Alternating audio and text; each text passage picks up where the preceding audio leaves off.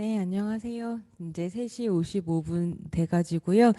이야기 시작을 하려고 합니다. 저는 아래가 아니죠. 위였었죠. 극장에서 인사드렸던 손희정입니다. 저희가 프로젝트 38 바이 인디스페이스, 여기 물보라를 일으켜라는 이제 제목으로 계속 영화를 상영을 하고 영화 이후에 토크를 진행을 하고 있는데요. 오늘은 방금 전에 보신 남궁선 감독님의 10개월의 미래라는 작품을 보고 이야기를 이제 나누려고 합니다. 날씨가 너무너무 추워가지고, 네, 어쩐지 극장까지 나오기 좀 싫고 집에 있고 싶다 하셨을 수도 있었을 것 같은데요. 이렇게 극장까지 와가지고 함께 영화 봐주시고 또 이야기 함께 나눠주시려고 남아주셔서 너무 감사합니다.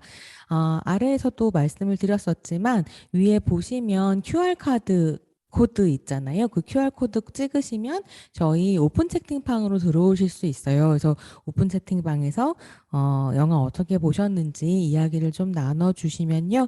제가 이제 남겨주시는 이야기를 또 읽으면서 피드백도 드리면서 이렇게 이야기 나누겠습니다.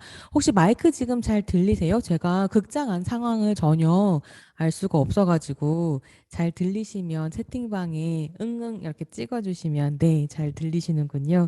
네. 오, 잘 들린다고 얘기를 해주시니까 너무 좋네요. 지금은 QR코드가 안 보여서, 네, 이제 제가 그러면, 나가서 이제 제 화면을 끄고 PPT가 뜰 거거든요. PPT가 뜨기 시작하면 첫 화면에 QR코드 있으니까요. 제가 한 2초 정도 기다렸다가 PPT 시작할 테니까 찍고 방으로 들어와 주세요. 네. 네. 물들레님께서 남궁선 감독님 기억할게요. 많은 생각거리를 제공하는 영화 감상 잘했습니다. 이렇게 말씀 남겨주셨는데요. 이 채팅방 내용도 감독님이 보실 수 있으면 좋겠네요. 지금은 QR코드 보이시죠? 새롭게 이제 또 방으로 들어오시는 분들 보이는데요. 네, 반갑습니다. 이제 조금씩 그러면 영화에 대한 이야기를 시작을 해볼까 싶은데 사실 이거 면대면으로 뵙고 이야기 나누면 정말 여러 가지 이야기할 수 있는 그죠? 굉장히 여러 가지 이슈들이 많은 작품이라고 할 수 있고 한편으로는 참 한국에서는 보기 힘든 작품이었다 이런 생각 좀 들거든요. 근데 이제 제가 오늘 나눌 이야기의 제목은 미래의 10개월은 왜 이리 고단한가로 뽑아 보았는데 사실 이제 미래의 10개월을 고단하게 하는 그 구조라고 하는 것에 대한 문제의식이라고 하는 건 이 작품을 보기 위해 인디스페이스까지 와주신 관객분들이라면 약간 익숙하게 생각하실 수도 있는 문제일 것 같아요. 영화에서 이제 감독님도 굉장히 그 부분을 잘 그리고 있기도 하고, 근데 그 미래의 10개월을 고단하게 하는 구조에 대한 이야기만 이 작품이 다루고 있는 것이 아니라 그 10개월이라고 하는 시간 안에서 미래가 구체적으로 어떤 삶을 사는가, 그 시간이 어떤 모습이었는가를 말하자면 굉장히 잘 포착하고 있는 점이 저는 이 작품의 또 굉장히 좋은 뭐랄까요 장점, 좋은 점이라는 생각이 좀 들었습니다. 그래서 이제 그런 부분들을 함께 살펴볼 수 있도록 할 텐데요. 사실 첫 번째 PPT에 제가 제목을 다른 영화라고 이제 뽑아 보았는데 오늘 이 영화를 중심으로 무슨 이야기를 할 것인가를 말씀드리기 위한 이제 소제목 같은 겁니다. 다른 영화라고 하는 이 말 자체는 중의적인 의미가 있다고 저는 생각을 좀 했어요. 실제로 10개월의 미래라는 작품이 10개월이라는 제목으로 이제 여러 영화제들을 찾아다녔었고 개봉을 하기 위해서 10개월의 미래라는 제목으로 이제 새로운 제목을 가지게 된 건데요. 10개월 때부터 10개월의 미래로 이제 관객들을 만나고 있는 지금까지 이 영화를 보는 관객들마다 그러니까 개인이 어떤 경험을 했는가, 어떤 생각을 가지고 있는가에 따라서 굉장히 다르게 받아들이는 영화로 보자면 다르게 다가가는 그런 작품인 부분이 한쪽에 있는 것 같고요. 그리고 또 다른 영화라고 하는 것의 두 번째 의미, 제가 이 작품 정말 다르다라고 생각했던 그 의미는 무엇이냐면, 어, 지금까지 한국에 나왔었던 임신과 출산을 다룬 그 10개월이라는 시간을 다룬 뭐 다른 영화들을 생각을 해봤을 때 그 영화들과는 꽤 다른 모습을 보여주는 그야말로 다른 작품이다라는 생각이 좀 들었습니다. 그래서 이 두 가지 생각을 가지고 제가 이제 오늘 10개월의 미래라는 영화에 대해서 얘기를 할 때는 어떤 점을 강조드리고 싶은 거냐면 이 작품은 제 경험 안에서 제가 요즘에 가지고 있는 관심사 안에서 해석해낸 어떤 관점에 대한 이야기를 오늘 드린다라고 하는 것. 그러니까 다른 작품들과는 다르게 10개월에 접근하고 있는 이 작품에 대해서 제가 가지고 있는 또 다른 관점을 선보인다라고 하는 점인 것 같아요. 그래서 관객 여러분들께서 오늘 1시간 40분 동안 영화를 보면서 느끼셨던 어떤 감정이나 생각 같은 것들은 오픈 채팅방으로 자유롭게 남겨주시면 또 저와 얼마나 다르게 보셨는지, 저와 얼마나 비슷하게 보셨는지 이런 것들을 또 함께 얘기를 나눠볼 수 있을 것 같습니다. 그래서 오늘의 이야기가 이제 집중하려고 하는 첫 번째 주제는 대중서사가 오늘은 뭐 애비규환이나 굿바이 싱글 같은 작품과 좀 비교를 해볼 텐데 대중서사가 여성이 임신을 하고 있는 그 10개월이라고 하는 시간을 상상하는 방법, 그래서 재현하는 방법에 대한 비평을 좀 해보려고 하고요. 그게 그러니까 이 작품이 그런 이전의 영화들과 어떻게 다르고 거기서 우리가 무엇을 생각할 수 있는가라고 하는 것들을 한 축에서는 다루고 다른 한 축에서는 아까 이제 극장에서 잠깐 언급을 드렸지만 이 작품이 저한테는 일종의 포스트 아포칼립스 서사처럼 다가온 부분이 있거든요. 그랬을 때 이 포스트 아포칼립스 서사라고 하는 거는 21세기 이후에 실제로 대중서사에서 가장 인기를 끌고 있는 주제라고 할 수 있는 파국 이후에 우리가 어떻게 살아갈 것인가를 상상하는 그런 이제 작품들을 포스트 아포칼립스 서사라고 하는데요. 이 파국 이후를 상상하는 방식이라고 하는 건 저는 뭐가 크게 나누자면 세 가지 정도로 나눌 수 있다고 생각해요. 첫 번째는 어벤져스류에서 보실 수 있는 그런 파국 서사인 거죠. 우리 망했다. 그리고 타노스 같은 뭐 독재자가 나타나서 그렇게 할 수도 있고 아니면 자본주의라고 하는 우리가 살고 있는 시스템 자체가 정말로 생명을 구하는 것에 무능하기 때문에 망했다. 혹은 뭐 군사주의 때문에 전쟁이 터져서 망했다. 이런 식의 이제 파국이 닥쳐왔을 때 그럼에도 불구하고 결과적으로는 어떤 영웅들이 나타나서 그게 뭐 소시민이 영웅일 수도 있고 정말로 어벤져스처럼 슈퍼히어로들이 영웅일 수도 있지만 그 영웅들이 나타나서 우리를 구원할 것이다 라고 이야기하는 파국 서사, 포스트 아포칼립스 서사가 한 축에 있다면 두 번째는 지금 여기가 이미 망했어. 망한 시간인 거야. 이 망한 시간 안에서 사람들이 어떻게 살아가는지 그 인간성의 문제, 문명의 질문들을 좀 탐색해보자라고 하는 포스트 아포칼립스 서사들이 또 한 축에 있죠.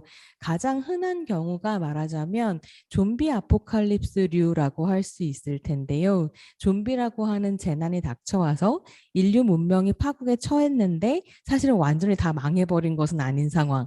그래서 그 상황들 안에서 인간이 그야말로 민낯으로 살아갈 때는 어떤 일이 벌어지는가라고 하는 것을 탐색하는 대표적인 작품이 워킹데드류라고 할 수 있을 텐데요. 드라마 워킹데드 아시죠? 좀비물.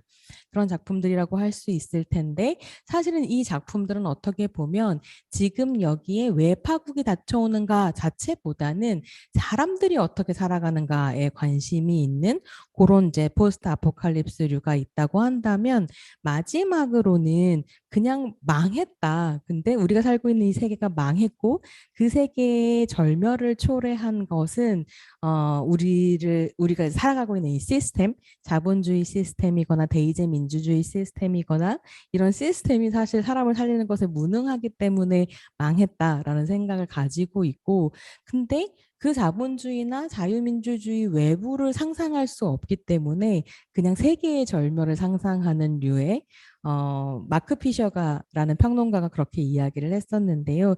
그런 류의 어떤 파국 영화들, 그러니까 뭐 지구를 지켜라나 멜랑콜리아처럼 지구 자체를 터뜨려 버린다든지 아니면 뭐 2012처럼 거대한 파도가 밀려와서 다 쓸어버린다든지 이런 식의 이제 상상력을 보여주는 어떤 서사들, 이런 서사들이 세 가지로 나눠질 수 있는 다양한 포스트 아포칼립스 서사들이 21세기 내내 사실은 대중문화의 상상력을 사로잡고 있었고, 대중문화를 비평하는 많은 사람들이 이 포스트 아포칼립스 서사에 굉장히 매료되어 있는 부분들이 있었죠. 그리고 이런 식의 이제 이 세계가 망했다라고 하는 상상력 자체가 우리가 살고 있는 현실로부터 비롯되었다라는 어떤 이제 생각, 판단 같은 것들이 있기 때문에 지금 세계가 너무 힘들기 때문에, 그야말로 헬조선이기 때문에 파국이 등장하지, 이런 식의 이제 이야기들을 계속 해온 것 같아요. 근데 그런 이야기들을 해온 이 상황들 안에서 아무리 파국을 이야기하고 파국 이후는 끔찍하다는 이야기를 해도 사실은 세계가 나아지지 않잖아요. 않았던 것 같거든요. 그러니까 저 같은 경우에는 비평을 하면서 이 세계가 망했어, 이걸 우리가 제대로 응시합시다 라는 이야기를 계속하면 그 망했다라는 어떤 정조 안에서 그 다음을 상상하고 세상을 바꿔나갈 수 있는 어떤 희망이랄까? 변화랄까? 이런 것들을 모색할 수 있을 거라는 생각이 있었던 것 같은데, 실제로 그냥 파국이구나 라고 하는 이야기를 소비하는 행태만 계속되고, 그 행태에 어떻게 보면 끝에 저는 최근에 이제 굉장히 화제가 되고 있는 오징어 게임의 인기가 있다, 이런 생각을 좀 하기도 하는데요. 그 이야기는 좀 뒤에서 드리겠지만, 그랬을 때에 그냥 망했다를 이야기하는 것으로는 충분하지 않구나. 지금까지 우리가 즐겨왔고 누려왔었던 포스트 아포칼립스 서사로는 충분하지 않구나라는 생각을 하고 있던 즈음에 제가 이제 10개월의 미래라는 영화를 만나게 된 거죠. 이 10개월의 미래는 관객 여러분들께서 영화를 쭉 보시면서 굉장히 다양한 여러 가지 것들을 느끼셨을 수 있을 것 같은데, 이 카메라가 굉장히 안정되어 있고, 제가 오늘 감독님 뵙고도 영화가 너무 잘 빠졌어요, 힙하네요, 이렇게 말씀을 드렸는데, 굉장히 세련된 어떤 감수성 같은 것들을 가지고 있기 때문에 깨끗하고 깔끔하고, 뭐 힙하다는 표현이 정확할지 모르겠지만 힙한 느낌을 주는 그 형식적인 것 밑으로 저한테는 대단한 파국의 정조라고 하는 것, 재난이 닥쳐온다라고 하는 어떤 느낌, 이런 것들을 좀 주는 부분들이 있었거든요.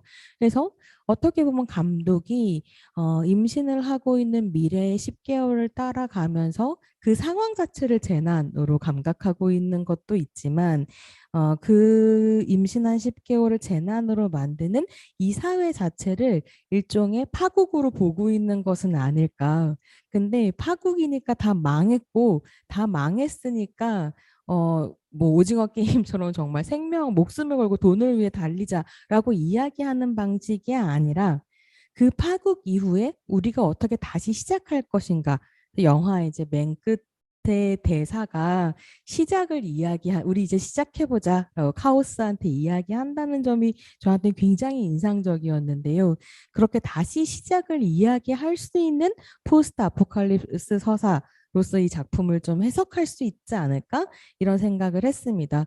그래서 지금까지 나온 굉장히 많은 포스트 아포칼립스 서사가 사실은 이제 남성 서사들을 추구하고 있을 때, 이 새로운 10개월을 상상하는 이 여성 서사라고 하는 건 어떻게 이제 다른 방식의 다음을 준비하고 있는가, 이런 게 이제 제가 오늘 드리고 싶은 이야기의 핵심적인 내용들이고요. 그랬을 때 대중서사가 10개월을 상상하는 법에 대해서부터 이제 천천히 또 이야기를 해보겠습니다.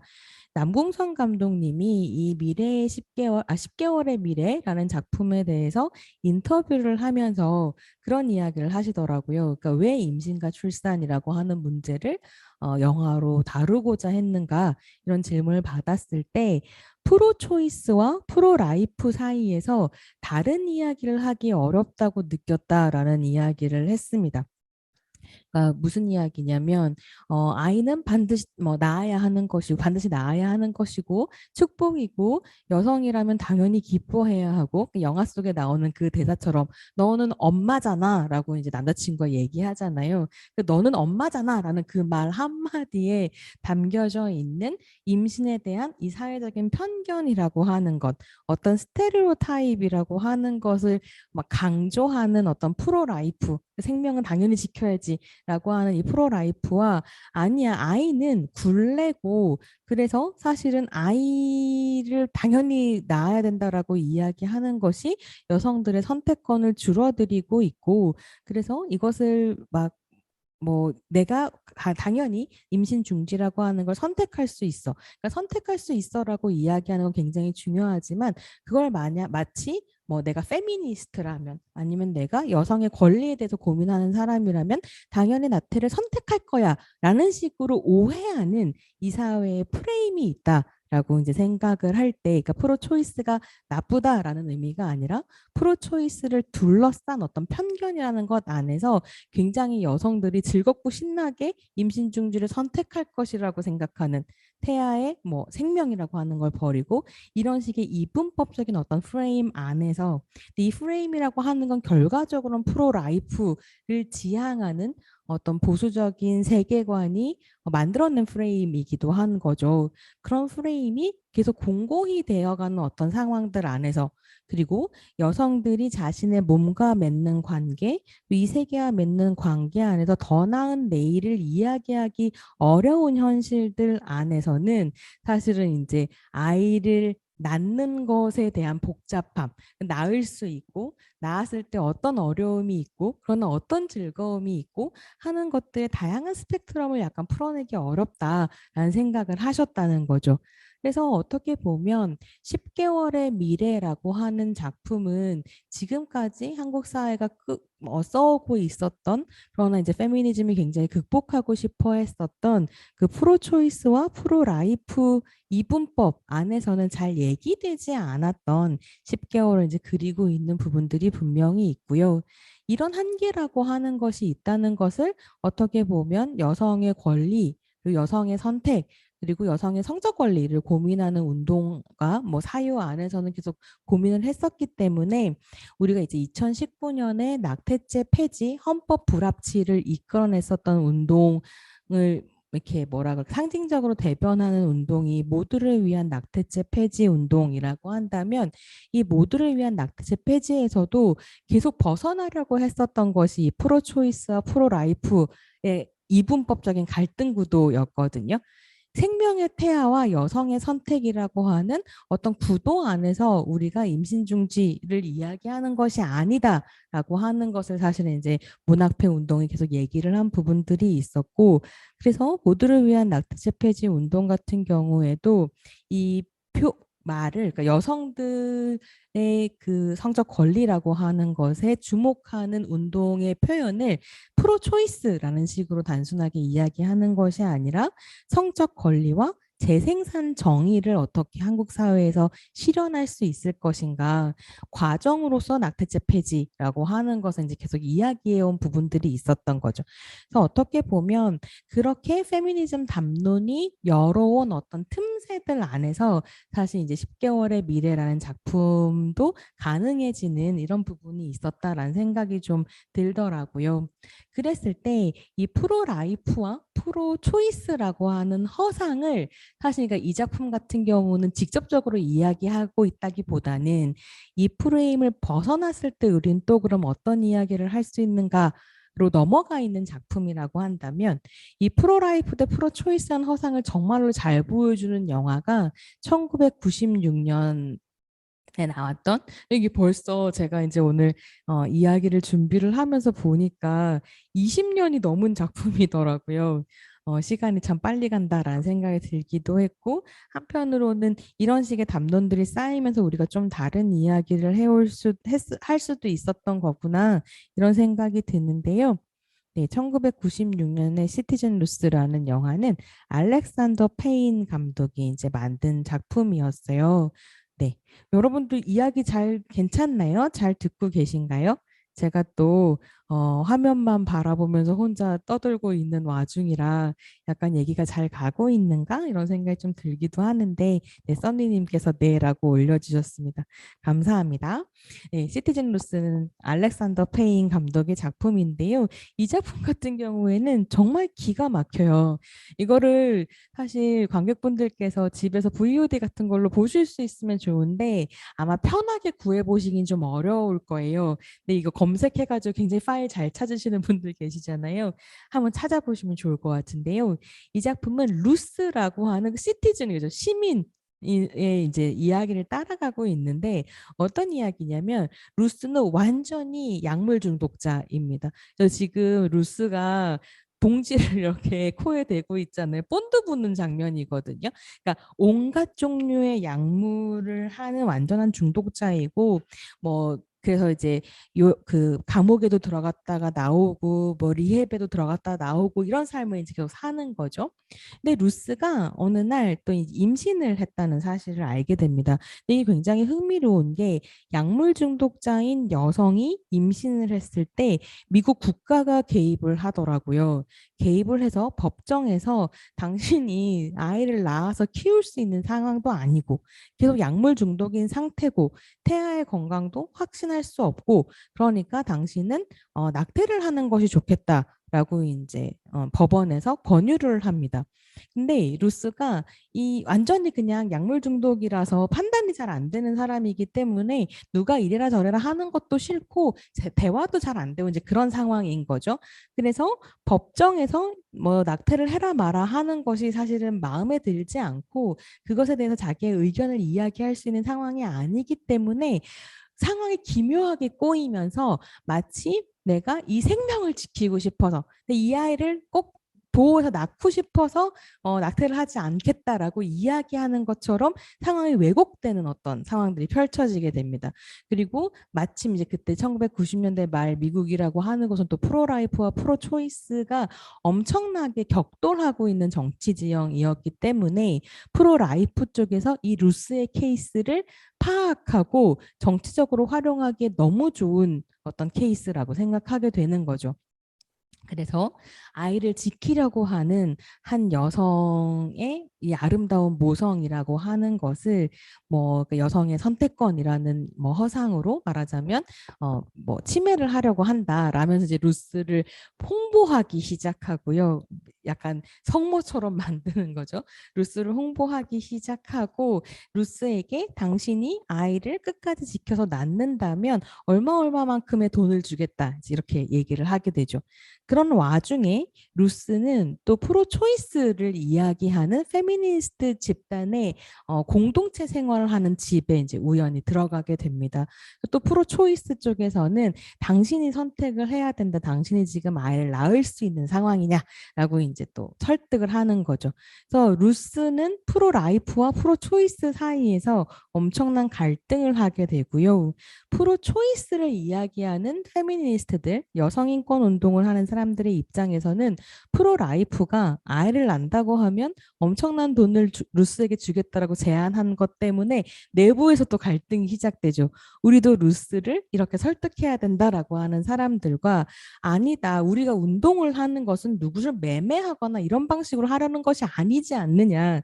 실제로 여성의 권리와 여성의 선택이라고 하는 정책 대의를 가지고 우리가 운동을 하고 있는데 그런 식으로 사람을 매수할 수는 없다. 이런 갈등들이 벌어지죠. 결과적으로는 이 이야기가 진행이 되면서 점차 언론전이 펼쳐지게 되고요. 루스가 아이를 낳을 것인가 아니면 임신 중절을 할 것인가 라고 고민을 하는 와중에 임신 중절 시술을 해주는 이제 클리닉으로 이제 가게 되는데 그 클리닉 앞에서 그야말로 여론 전쟁이 터지게 됩니다. 그래서 한쪽에서는 프로라이프가 막 시위를 하고 있고 다른 한쪽에서는 프로초이스가 시위를 하고 있고 그래서 막 수백 명의 사람들과 수십 대의 카메라가 와서 루스라는 사람 하나 이 아이콘을 놓고 전쟁을 벌어지는 일이 펼쳐지죠. 영화의 맨 끝이 사실 이 영화의 백미라고 할 수 있는데요. 루스는 클리닉으로 갔지만 실제로는 어떻게 되냐면 자연유산을 하게 됩니다. 그러니까 이 아이 자기 뱃속에 있는 태아를 놓고 어떻게 돈을 받을 것인가, 뭐 어떻게 할 것인가 막 이제 혼란스러워하는 상황에서 자연 유산이 돼서 사실은 이제 태아를 가지고 누구와도 내고할 수 없는 상태가 되는 거죠. 그래서 영화 맨 끝에 그 클리닉 밖에서 이제 막 수백 명이 모여가지고 난리를 칠 때 루스가 어떻게 할 수가 없잖아요. 이미 뱃속에는 아이는 없고. 그래서 누구한테 말을 하지 못하고 몰래 도망을 치거든요. 클리닉을 쭉 나와가지고 도망을 치는데 루스가 생각할 때에는 이 모든 난리법석의 중심에 자기가 있잖아요. 자기가 주인공인 거잖아요. 그러니까 자기가 이 클리닉 밖으로 도망을 치면 사람들이 나를 알아볼 거다라고 생각하고 온몸을 감싸고 얼굴을 숨기고 나갔는데 정말로 흥미로운 건 뭐냐면 아무도 루스를 알아보지 못합니다. 루스가 고개를 숨기고 있다가 시위를 하고 있는 사람들 사이에서 점점 고개를 들고 그냥 아무 관계 없는 사람처럼 걸어서 이 난리법석을 떠나는 것이 이 영화의 마지막이거든요. 그러니까 이 영화는 임신을 한 여성을 윤리와 무관한 도덕과 무관한 어떤 사람으로 설정해 놓고 그야말로 자연인으로서의 루스를 설정을 해놓고 실제로 이 루스 하나를 놓고 프로라이프와 프로초이스라고 양분되어 있는 어떤 허상 안에서 사람들이 싸울 때 그리고 그게 정치적인 문제가 되어 버렸을 때 이 임신한 여성의 신체 그 사람의 얼굴, 그 사람의 이름은 실제로는 큰 의미를 가지지 않는다. 이 모든 싸움들 안에서 실제로 그래서 미국 같은 경우에는 공화당의 경우에는 당연히 프로라이프, 민주당은 당연히 프로초이스 이런 식의 구도가 설정되어 있을 때 트럼프라는 대통령이 얼마나 웃기냐면 민주당에서 또 정치하겠다고 민주당원이었다가 이후에 공화당원으로 옮기거든요. 민주당원일 때에는 프로초이스였어요. 그래서 이 사람을 퍼퓰리스트라고 말하는 건데 뚜렷한 자기의 어떤 믿음이나 정책 신념이 있는 게 아니라 그냥 권력을 잡기 위해서는 뭐든지 할 수 있는 사람이라는 점에서 포퓰리스트라고 할 때 민주당일 때는 프로초이스였다가 공화당으로 옮기면서 당연히 프로라이프를 내세우게 되고 이 프로라이프라고 하는 것 자체가 보수 정치, 내가 보수 정치, 진정한 보수 정치인이다라고 하는 것을 시큐어 해주는 어떤 정치적 입장이기 때문에 계속해서 공약들을 내세울 때 내가 프로라이프라고 하는 걸 강조하고 심지어 2016년에 대통령 당선되자마자 제일 처음 한 것이 말하자면 연방 차원에서 낙태죄라고 하는 것을 부활시키는 것을 그러니까 추진하는 이런 식의 이제 행동들을 진행을 하거든요. 그러니까 그렇게 정치적인 어떤 전략으로 이 구도가 만들어져 버렸을 때에는 실제로 그 일을 경험하는 여성들의 목소리와 삶과 얼굴과 신체라고 하는 건 사라져버린다라고 하는 걸 이 작품이 되게 이제 놀랍게 보여주고 있는 부분이 있죠. 그리고 시티즌 루스와 함께 한국에서 펼쳐지는 상황에 대해서 정말로 잘 다루고 있는 작품이 2014년에 이제 나왔었던 조세영 감독의 자 이제 댄스 타임이라는 다큐멘터리입니다. 이 다큐멘터리 같은 경우에는 아마 배급사 쪽으로 연락을 하시면 이 작품을 좀 보실 수 있을 텐데요. 이 다큐멘터리의 맥락은 어떤 것이었냐면 한국 사회에서 사실 너무 우리 낙태죄 이제 폐지하려고 싸우면서 낙태죄에 관한 어떤 역사적 팩트 같은 것들은 관객 여러분들께서도 굉장히 많이 그동안 읽으셨을 거고 공부를 많이 하셨을 테니까 잘 아시겠지만 1950년대부터 한국의 형법에 낙태죄를 처벌하는 법안이 있었는데 이것이 2000년대까지는 사실은 사문화된 법이었어요. 국가에서 뭐 출산율을 규제하면 컨트롤하면서 산하 제한이라고 하죠. 박정희 전 대통령이 해외 순방을 갔다가 한국에 돌아와서 60년대에 내가 여기저기 잘 사는 나라들에 가보았더니 인구를 조절하지 않으면 이게 표어가 있었어요. 덮어놓고 낳다보면 거지꼴을 못 면한다 이런 표어가 실제로 산하 제한 프로젝트 안에 나오기도 했었는데 그야말로 인구 제한을 하지 않으면 인구를 조절하지 못하면 우리는 거지꼴을 못 면할 거다라는 이야기를 하면서 인구 조절을 시작을 하고 산하 제한을 되게 빡세게 했었던 나라 거잖아요. 그래서 실제로 국가가 낙태를 애국으로 권장하고 낙태 버스가 전역을 돌면서 여성들에게 낙태를 해주고 이런 식의 이제 역사가 있었기 때문에 형법에는 낙태죄가 있었지만 실제로는 사문화된 법으로서 낙태를 했기 때문에 여성이 처벌당하는 일은 없었던 거죠. 적어도 2000년대까지는. 근데 2009년이 되면 프로라이프 의사회에서 낙태 시술을 한 병원과 의사들을 고발하는 사건이 일어납니다. 그래서 어떻게 보면 2000년대 이후에, 그러니까 뭐 1997년부터 2007년까지 진보적 뭐 진보라고 우리가 얘기할 수 있을지는 모르겠지만 어쨌든 정권 교체 이후에 민주당에서 집권을 하고 어느 지점에서는 사회가 진보적인 전환을 하고 난 다음에 2008년에 2007년 대선을 지나서 2008년에 보수당이 다시 집권을 하면서 잃어버린 10년을 되찾아야 한다라는 이제 이런 명목 하에 굉장히 진보적으로 바뀌었던 여러 가지 사회적인 의제들을 보수적으로 되돌릴 때 정말로 적극적으로 했었던 것이 말하자면 전교조 같이 합법인 어떤 뭐 노조를 불법화한다든지 통진당처럼 합법적인 정당을 강제로 해산시킨다든지 이런 식의 이제 보수화가 진행이 되는데 그 보수화와 함께 한국 사회의 성적 보수화도 진행되었다고 저는 생각하거든요. 근데 그 성적 보수화의 한 스텝이 한 발걸음이 2009년에 프로라이프 의사회에서 죽어 있었던 낙태죄를 부활시킨 거죠. 그래서 이제 신고를 하면서 헌재에 이 낙태죄가 합헌이냐 아니면 음, 헌법에 위반하느냐라고 하는 이제 그게 들어갔었고 2012년에 낙태죄 합헌 결정이 나오게 됩니다. 그래서 실제로 2019년 낙태죄 위헌 판결, 정확하게는 위헌이 아니라 헌법 불합치 판결이 나오기까지 그 7년 사이에 한국 사회에 무슨 변화가 있었는가라고 하는 것들이 사실은 우리가 주목해 볼 만한 굉장히 흥미로운 부분들이기도 하죠. 2012년에 헌재에서 낙태죄를 가지고 판결을 내릴 때 사실 거기에는 여전히 2019년에 헌재 앞에 가 있었던 활동가들이 2012년에도 가 있었거든요.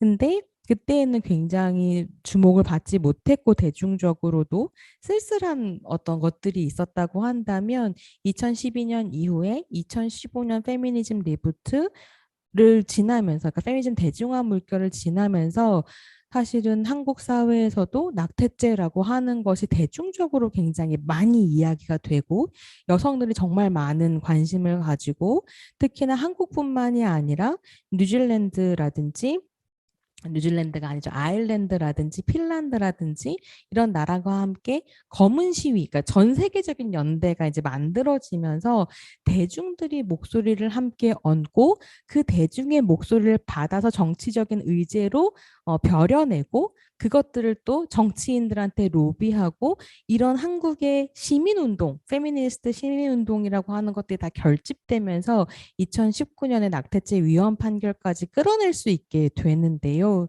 어쨌거나 이 자 이제 댄스 타임이라는 다큐멘터리가 나왔던 2014년은 아직 페미니즘 대중화 물결이 불붙기 직전이었던 거죠.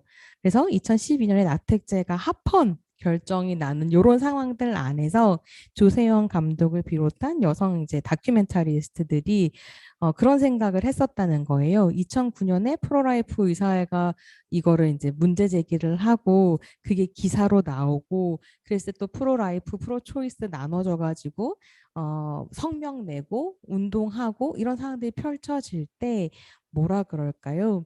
이 시끌벅적한 상황 속에서 정작 목소리를 낼 수 없었던 사람들이 있다는 생각을 하게 되었고 당시까지는 위헌이었기 때문에 위헌이기 그러니까 불법이었기 때문에 사실은 이제 임신 중지를 하고도 내가 어떤 경험을 했다라고 목소리를 내서 말할 수 없는 사람들의 이야기를 자 이제 댄스 타임이 들어야겠다라고 생각한 거죠. 이 팀이. 그래서 온라인을 통해서 낙태를 경험한 여성들의 어떤 경험담 같은 것들을 이제 수집을 하고 거기에서 만난 여성들 제가 지금 정확하게 몇 명을 다큐멘터리에서 취재를 했는지가 기억이 안 나는데 한 대여섯 분 정도가 이제 주인공으로 나와서 자신이 어떤 경험을 했는지를 이제 이야기를 합니다.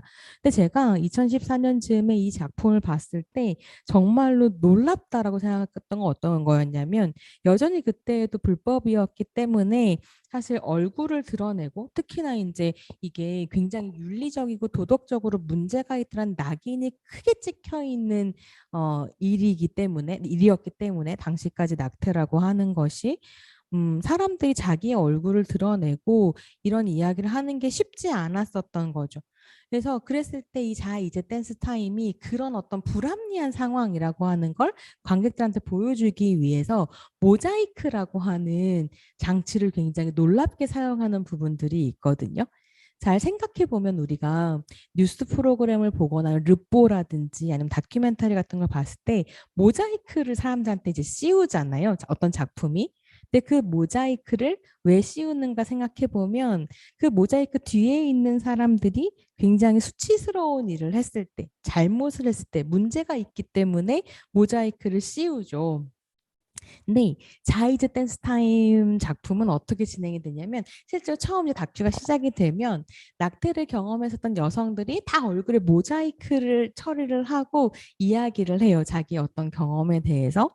그러니까 이 사회가 낙인 찍어 놓은 그 상태 안에 출연진들이 나와서 이야기를 하는 거죠. 낙태는 부끄러운 것이고 숨겨야 하는 것이고 잘못하면 사실 실제로 처벌을 받는 일이기 때문에 이 사람을 숨기고 있는 것처럼 다큐가 시작을 합니다.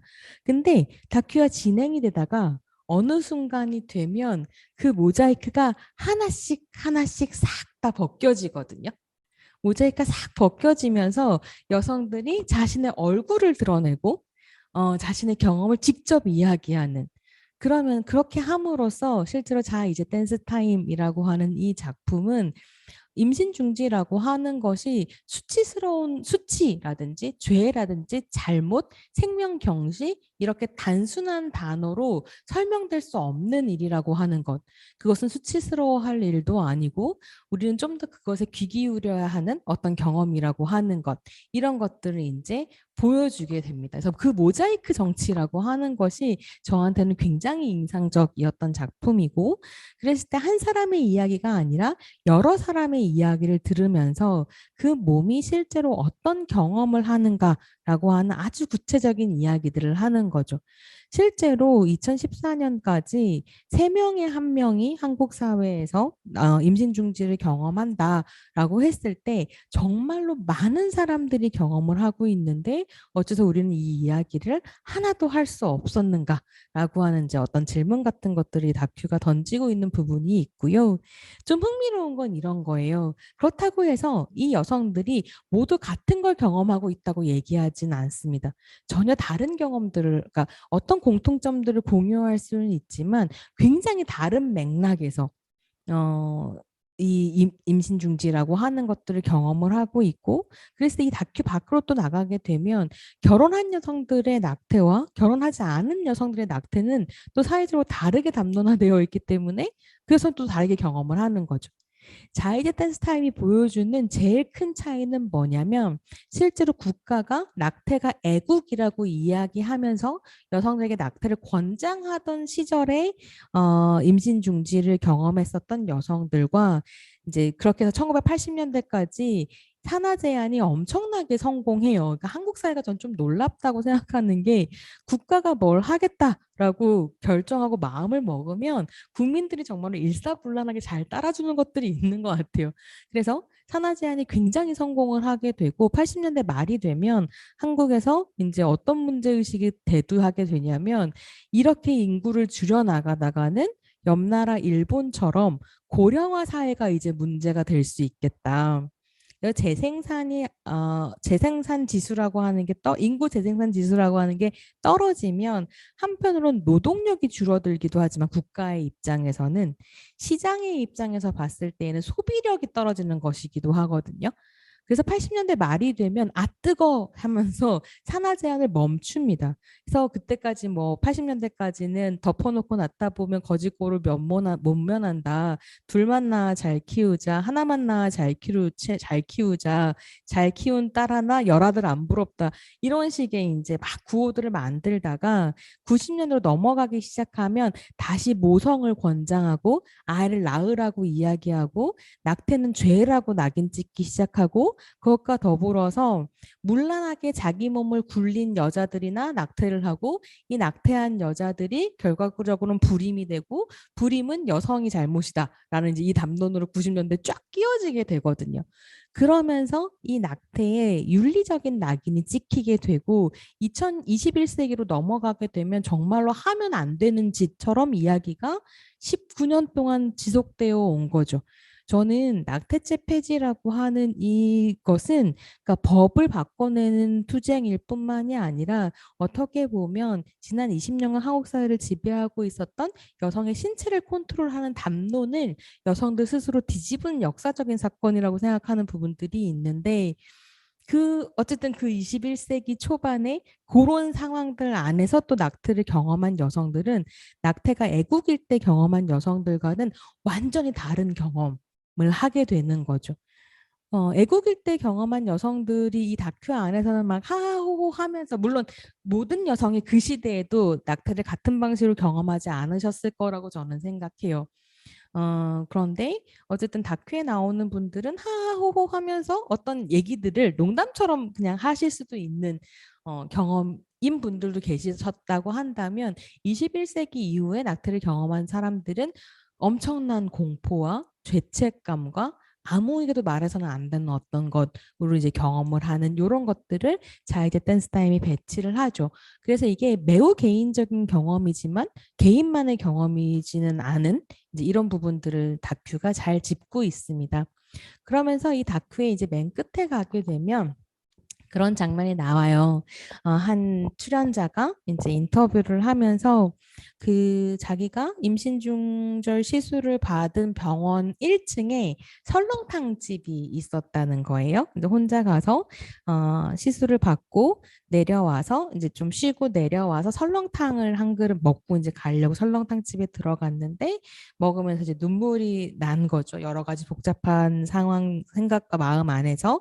그러니까 이제 그 사장님이 지난번에도 한번 이제 어떤 여성이 와서 설렁탕을 먹으면서 울더라 이제 이런 얘기를 했다는데 사실은 이게 각각의 1000개의 신체가 있으면 1000개의 임신 중절의 경험이 있겠지만 그럼에도 불구하고 여성을 그런 경험으로 내모는 그러니까 그런이라는 말은 여러 가지 의미가 있을 텐데 마음의 문제일 수도 있고 조건의 문제일 수도 있고 관계의 문제도 일 수도 있을 텐데 그런 경험으로를 하게 하는 어떤 사회 안에서 또 여성이기 때문에 공감할 수 있는 어떤 부분들이 있고 그거를 이제 김소희 평론가가 이 다큐에서 어떻게 그리냐면 이제 나중에 이 경험들로 연결되는 여성의 네트워크라고 하는 것을 이제 보여주기 위해서 어떤 가상의 설렁탕 집에 여러 명의 여성들이 각각 한 테이블씩을 차지하고 이제 설렁탕을 먹는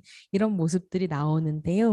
그 모습에 대해서 이제 이야기하면서 설렁탕을 매개로 한 보이지 않는 커넥션이라는 표현을 합니다. 설렁탕 커넥션이라고 할 수 있는데 이건 어떻게 보면 각각 다른 경험을 했지만 그럼에도 불구하고 어떤 공통의 공통의 마음이라고 하는 것을 공유하고 있는 이 시대를 살아가고 있는 여성들의 커넥션, 여성들의 네트워크라고 하는 거죠. 이 작품이 보여주는 부분들이 있는 거죠. 근데 앞에서 말씀드린 시티즌 루스나 자 이제 댄스 타임이 이 임신과 그 다음에 임신 중지 그리고 이것들을 뭐랄까요 옥죄고 있었던 프로 라이프 대 프로 초이스라고 하는 허상을 다루는 방식과 제가 너무 열심히 얘기하다 갑자기 목이 메었는데요. 방식과 사실 10개월의 미래가 이 사건을 다루는 방식은 저는 굉장히 다른 부분이 있다고 생각해요.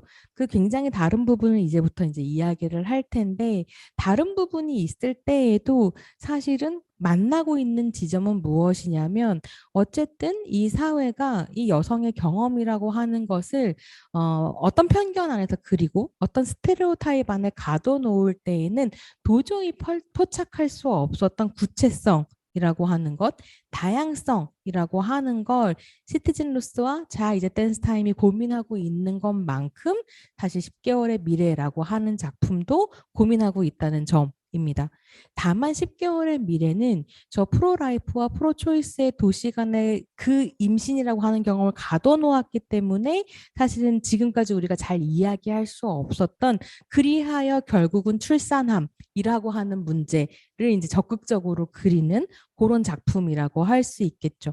그랬을 때 이 영화에서 남궁선 감독이 하고 싶었었던 것은 모성이 한마디로 정리될 수 있는 게 아니라는 점.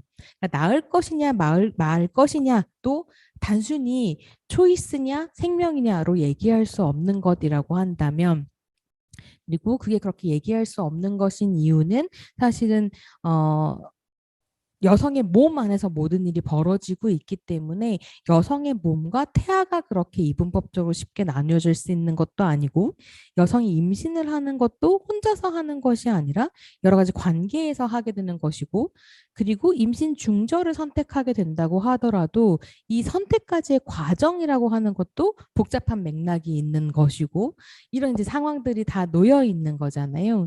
그랬을 때에 그런 상황들이 복잡한 것만큼이나 아이를 그리하여 낳고 그래서 기른다, 키운다라고 하는 것도 사실은 축복이다. 여성의 본능이다라는 식으로 한마디로 정리되는 것이 아니라는 점인 거죠.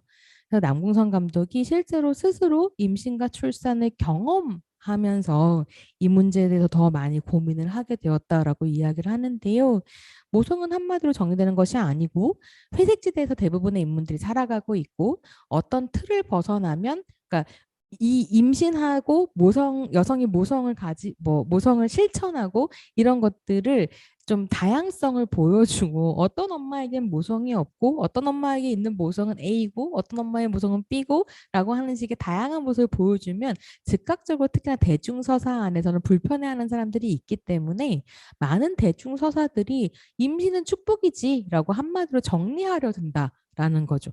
때 본인이 하고 싶었었던 것은 본인이 경험했었던 그 복잡다단한 프로세스라고 하는 것을 아무도 보여주지 않았다라고 하는 게 너무 충격적이었고 특히나 이제 영화 보시면 유축기 나오잖아요.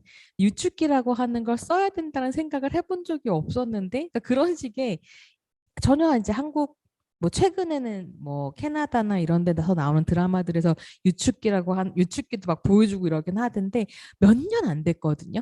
근데 그런 것들을 보여주는 게 전혀 없었고 그래서 이것들을 좀 보여주고 싶었다라고 하는 것이고 그랬을 때 임신이라고 하는 건 축복이기도 하고 물론 행복이기도 한데 어느 한 가지 색은 절대 아니다. 라는 걸 이제 강조하고 있는 거죠. 영화도 그런 시간들, 그런 미래의 시간들을 굉장히 잘 보여주고 있다라는 생각이 좀 듭니다. 그랬을 때 이 10개월의 미래라는 이제 영화로 본격적으로 들어가 보면 저는 이 작품이 앞에서 잠깐 이야기를 했지만 그렇게 엄마가 되어간다를 그리는 흔치 않은 작품이라고 생각을 했어요. 한국 영화들을 보시면 그렇게 아빠가 되어간다를 보여주는 작품은 굉장히 많습니다. 가부장제가 등장하게 된 기본적인 불안을 이렇게 분석하는 사람들도 있거든요. Mother's baby, father's maybe라는 말이 있어요. 이게 이제 영화에서도 보시면 미래 남자친구가 걔 내 아니구나 이러면서 막 불안해하는 모습이 있잖아요. 그러니까 아이가 태어나면 엄마는 확고하게 누구인지를 확신할 수 있는데 아빠는 사실 그렇지 않다라는 거죠. 그래서 사실은 나의 어떤 유전자를 남기고 싶어하는 인간의 본능 안에서 남자들이 자신의 유전자를 시큐어할 수 없기 때문에 그것을 안전하게 만들 수 있는 방식으로 여성의 신체를 경유해서 태어나는 아이에 대한 소유권을 주장할 수 있는 부계혈통주의에 기반한 가부장제라고 하는 시스템이 결과적으로 만들어지게 되었다. 이렇게 이제 분석하는 페미니스트들도 있거든요. 그러다 보니까 실제로 이 가부장제가 생각하는 부성이라고 하는 것은 생물학적으로 주어지는 것이라기보다는 내가 고군분투해서 쟁취하고 그렇게 아버지의 자격을 획득해 가야 되는 것.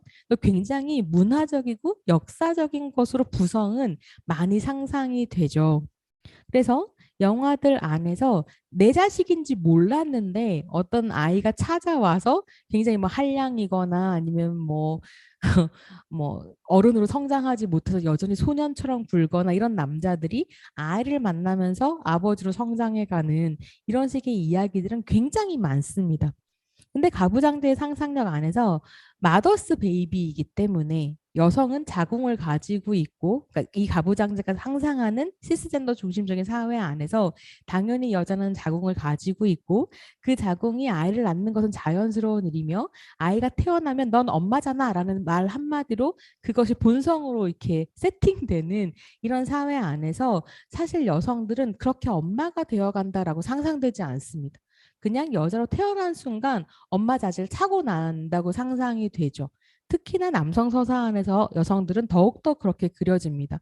10개월의 미래는 그렇게 하지만 그 엄마됨이라고 하는 게 본능적으로 주어지는 것이 아니라 굉장한 교섭과 협상, 갈등, 고통 안에서 갖추어져 가는, 배워가는, 성장해가는 어떤 과정이라고 하는 것을 보여주고 있죠. 재미있는 건 그렇다고 해서 영화 끝에서 미래가 엄마로 완성되어 있는 것도 아니라는 점이죠. 이제부터 시작이라고 얘기함으로써 10개월의 미래가 보여주는 10개월은 그렇게 엄마가 되어간다의 일부분이라는 걸 이제 우리가 좀 확인을 하게 되는데요. 그렇게 엄마가 되어갈 때 그러면 미래는 왜 이렇게 힘든가? 라고 하면 실제로 미래 스스로가 무엇을 원하는지가 분명하게 안 결정되어 있기 때문인 것 같아요. 그리고 21세기 살아가는 많은 여성들이 실제로 미래와 같은 상황이기도 하죠. 저는 이게 되게 재밌더라고요. 부모는 결혼을 원하고 남자친구는 미래의 희생을 원하고 상사는 이기적이라면서 퇴직을 원하고 후배는 연애를 원할 때 미래는 그렇다면 도대체 무엇을 원하는가? 라고 하는 것이 이제 이 10개월 동안 미래와 계속 고민하고 있는 것이고 그것을 우리가 사실 끝까지 그러니까 미래가 아이를 낳지만 그게 정말로 미래가 원해서인가라고 하는 답은 우리가 끝까지 못 얻는 거죠. 그래서 실제로 말 지금 너무 많이 하는 것 같긴 한데 그래서 미래의 10개월이 고단한 이유 중에 하나는 그것을 확신할 수 없는 삶을 미래가 살고 있기 때문이죠. 이 미래가 처해 있는 20개월을 좀 살펴보기 위해서 저는 키워드를 5개를 뽑아 보았어요. 미래를 설명할 수 있는 키워드, 10개월을 설명할 수 있는 키워드들, 29, 엔지니어, 시간, 상하이, 앞치마 이렇게 이제 뽑아 봤는데요. 이런 설정들이 좀 재미있습니다. 29이라고 하는 것은 미래가 29인데 이게 왜 29일까? 이런 생각을 좀 했었던 것 같아요. 나이가 조금만 어려도 사실 미래가 임신 중절을 선택하는 것이 훨씬 더 설득력이 있었을 거고 나이가 조금 더 많았다면 미래가 이렇게 고단하지 않은 상태로 어떤 식의 결정들, 그러니까 중지거나 유지거나 를 하는 것들을 좀 더 쉽게 내릴 수 있었을 텐데 29이라고 하는 나이는 한국에서 무엇을 이루 그러니까 이루기에는 너무 이르고 시작하기엔 너무 늦고 이런 굉장히 끼어 있는 어떤 나이대라는 거죠. 이 나이를 선택했다라는 것이 저한테 좀 재미있었는데요. 그랬을 때 감독님도 그런 얘기 하시더라고요. 이 영화가 뜬구름에서 시작한다. 라고 이야기하면서 이게 29이라고 하는 미래가 처해 있는 어떤 나이를 굉장히 잘 보여준다라고 이야기를 하는데 뜬구름에서 시작해요. 영화가. 이 구름을 바라보고 있는 미래의 모습으로 컷이 넘어가죠. 그리고 그랬을 때 굉장히 더운 여름에 미래가 한가로이 구름을 본다라고 생각할 수도 있지만 이 29의 미래는 그야말로 자신의 아직까지 확정되어 있지 않기 때문에 한편으로는 더욱더 큰 야망을 가질 수 있는 어떤 미래를 기대하고 있는 것을 보여줍니다. 이 영화가 사회를 굉장히 잘 반영하고 있는 부분이라고 한다면 그 부분일 수 있을 것 같아요. 미래는 굉장히 큰 꿈을 가지고 있었고 자신의 미래가 전도유망할 것이라는 야망 같은 것들을 가지고 있었는데 이 사회 자체가 말하자면 여성들에게는 육아거나 아니면 그 전도유망한 미래거나 둘 중에 하나를 선택할 수밖에 없는 방식으로 삶을 구조화한다라고 하는 것이 이 작품이 보여주는 굉장히 현실적인 부분인 것 같은데 아직까지 미래는 자기에게 닥쳐올 그 선택지라고 하는 것, 옵션이라고 이제 영화에는 등장을 하는데 이 옵션들을 알 수 없는 상황이었던 거죠. 그래서 영화를 보면 그런 장면이 나와요. 미래가 아빠네 집에 가서 할아버지 생신 파티를 하고 난 다음에 남자친구랑 사는 집으로 돌아와서 보고 싶었다고 이제 안고 같이 침대에 누워서 이런 얘기 저런 얘기를 하면서 우리가 세상을 바꿀 건데 왜 아무도 그걸 모르냐 이렇게 이야기를 하죠. 이게 이제 미래가 어떻게 보면 뜬구름을 바라보고 있었던 그 시점이라고 할 수 있겠습니다. 임신했다라는 걸 알면서 미래가 이제 현실에 탁 떨어지게 되는 순간이 있죠. 근데 저는 이 장면도 굉장히 재미있었는데 우리가 세상을 바꿀 건데 왜 아무도 그걸 모르냐라고 얘기하지만 남자친구는 그렇게 말하죠. 나는 아니야 이렇게 얘기하거든요. 이런 식의 캐릭터 설정 되게 재미있는 것 같아요.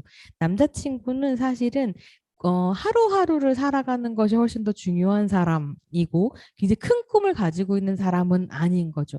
그리고 그가 채식주의자라고 하는 설정이 있기 때문에 한편으로는 여자친구가 임신을 했을 때 이 생명을 지키는 것이 여러 가지 이유 안에서 그러니까 그가 그 남자친구가 굉장히 삶이 불안하기 때문에 가족을 오히려 꾸리고 싶어 한다든지 아버지로부터 아직 독립을 하지 않았기 때문에 스스로 아버지가 되고 싶어 한다든지 여러 가지 이유들이 남자친구로 하여금 미래와 아이, 자기 이렇게 세 명이 있는 어떤 가족을 꿈꾸게 했을 텐데 그 중에서도 채식주의자다라고 하는 어떤 설정은 우리가 조금 더 고민을 해볼 수 있는 그에게 생명이라고 하는 건 또 어떤 것이었고 그게 미래와 어떻게 갈등을 일으키게 되는가라고 하는 고민을 하게 되는 이제 부분들이 좀 있는 것 같아요.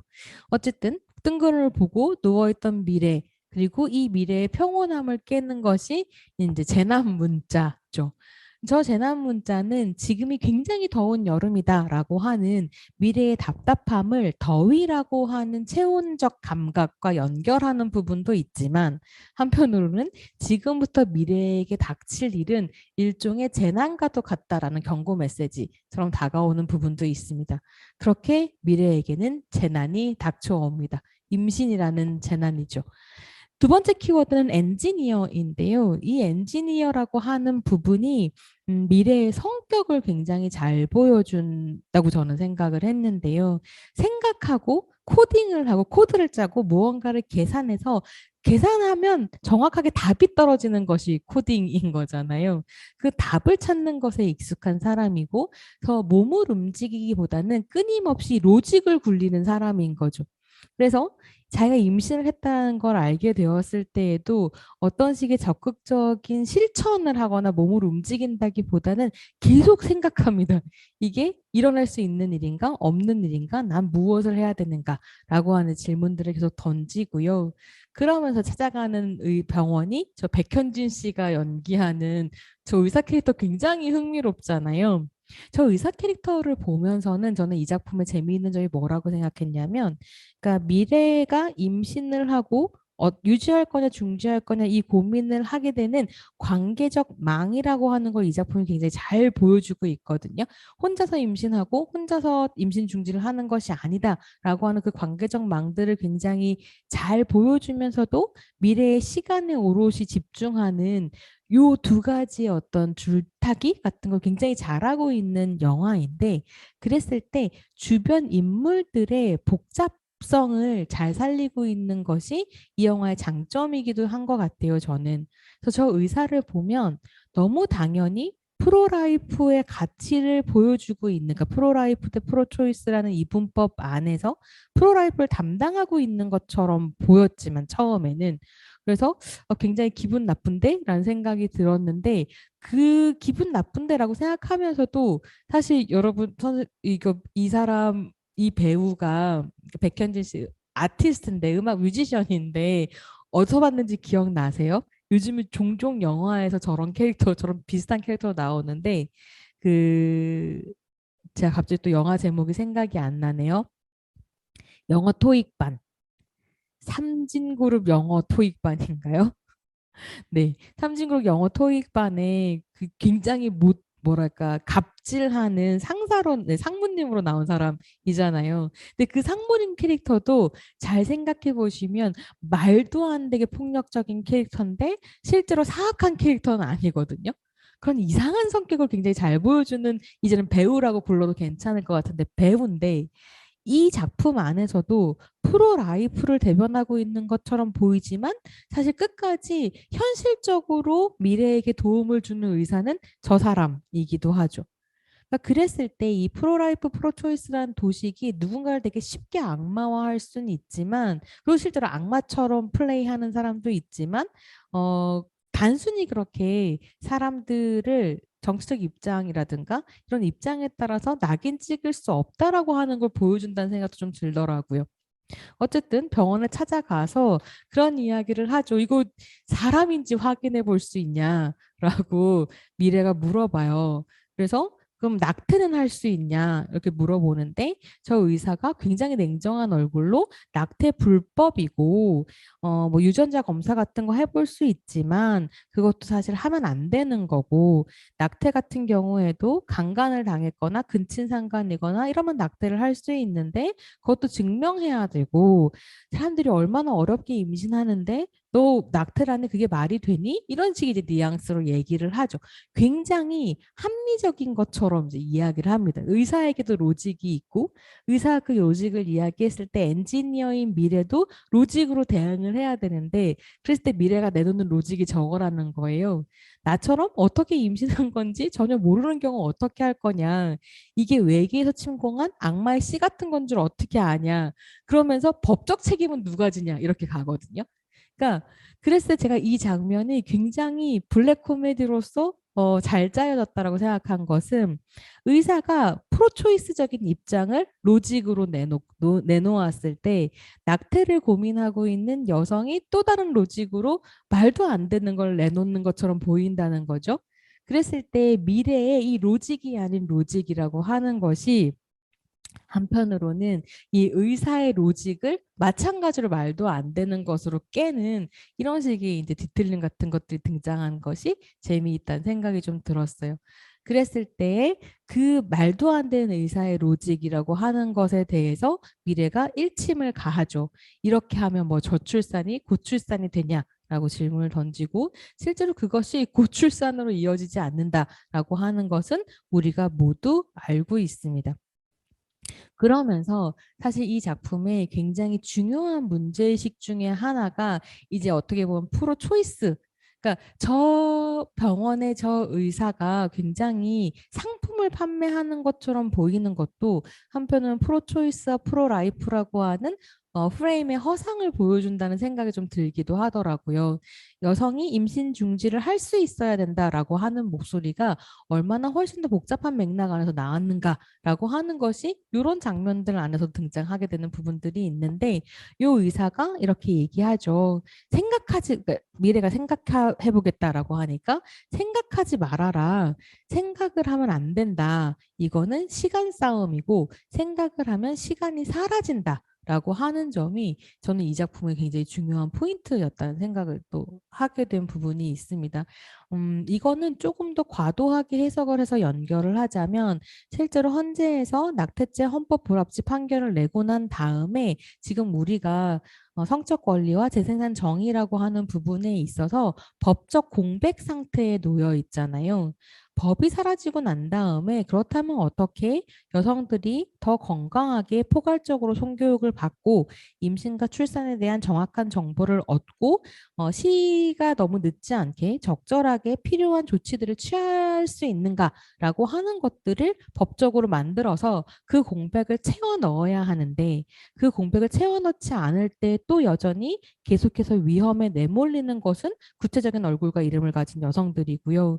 근데 그것을 국회에서 이제 계속 하지 않고 법을 만들지 않고 이러고 있을 때 어떤 방식으로든 논의를 만들기 위해서 등장하게 된 법률들이 계속 주차를 설정하고 있죠. 몇 주 안에는 낙태를 해도 되고 그 다음에는 뭐 상담을 받아야 하고 이런 식으로 주차들을 설정하고 있는 이런 식의 상황들에 대해서 사실은 결과적으로는 이 시간의 문제라고 하는 것. 그러니까 우리가 중의적으로 그런 것 같아요. 지금 이 법적 공백을 빨리 메꿔야 한다라고 하는 것이 시간 싸움이라는 것이기도 하고 실제로 뭐 이렇게 주차를 설정해 놓는 것이 얼마나 비합리적인지 그러니까 여성이 자신이 임신을 했다는 걸 알게 되는 시간도 개인마다 천차만별인 것이고 그 이후에 대응을 어떻게 할 것인가라고 하는 것도 뭐 1주, 2주, 3주 이런 식으로 칼들에서 자를 수가 없는 것인데 그것을 이제 주차의 문제로 만들어 버리는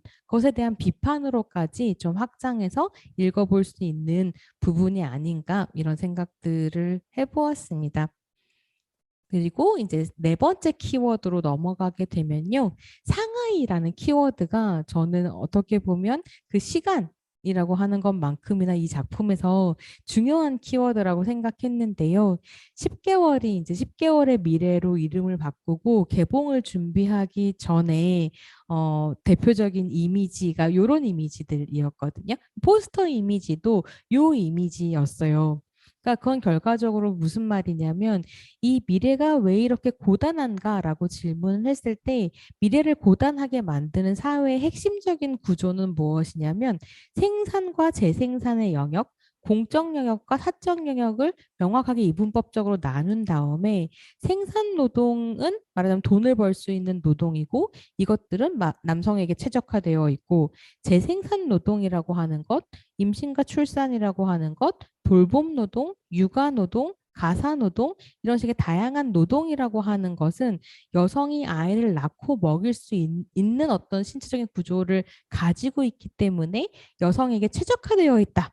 라고 이야기하는 이런 가부장제의 이분법이라고 하는 것이 사실 미래 같은 경우에도 일이냐 육아냐 둘 중에 하나를 골라라 라는 방식으로 이야기를 하게 되고 그랬을 때 미래라고 하는 캐릭터는 사실 지금 이 회사가 되게 크게 뭐 돈을 많이 주거나 아버지가 늘 얘기하는 것처럼 조직이 단단하거나 체계가 잡혀 있거나 그런 것이 아니라 미래의 가능성을 보고 자기의 청춘을 바쳐서 어떤 작품을 만들고 있고 그 작품에 코딩을 하고 있는 건데 미래로 하여금 그 이분법적인 사회가 어떻게 강요를 하냐면 너의 아이냐 아니면 이 일이 가져다 주는 그러니까 일의 성과물이냐를 선택하라고 얘기한다는 거죠. 그랬을 때 이 일의 성과물도 마찬가지로 미래의 자식이라고 이야기한다면 이 두 개의 자식을 다 가져갈 수 없게 만드는 상황이 어떻게 보면 미래를 가장 곤란하게, 고단하게 만드는 것이었고 이 작품이 탐구하고 있는 되게 중요한 문제의식이 그것을 병행하지 못하게 하는 사회 문제 구조 라는 생각이 좀 들더라고요. 그래서 실제로 이 작품이 영화제나 이런 데에 나갈 때에는 이 장면이 딱 그 장면이거든요. 회사 상사가 계약 만료할 때까지만 일하자라고 얘기하는 딱 그 장면의 답답함을 보여주고 있는데 이걸 대표 이미지로 뽑았던 것이 사실 이 작품이 가지고 있는 중요한 메시지였던 것은 아닐까. 그리고 이게 이제 개봉을 해서 조금 더 대중적으로 관객들과 만나야 했을 때는 이런 식의 곤란함을 보여주기보다는 좀 더 어떤 부드러운 그래서 자연 푸릇푸릇한 어떤 이미지를 가지는 포스터로 가게 되는 부분들이 있는 거죠. 그래서 미래를 고단하게 하는 이 구조에 대한 고민도 이제 영화 속에서 함께 살펴볼 수 있을 것 같습니다.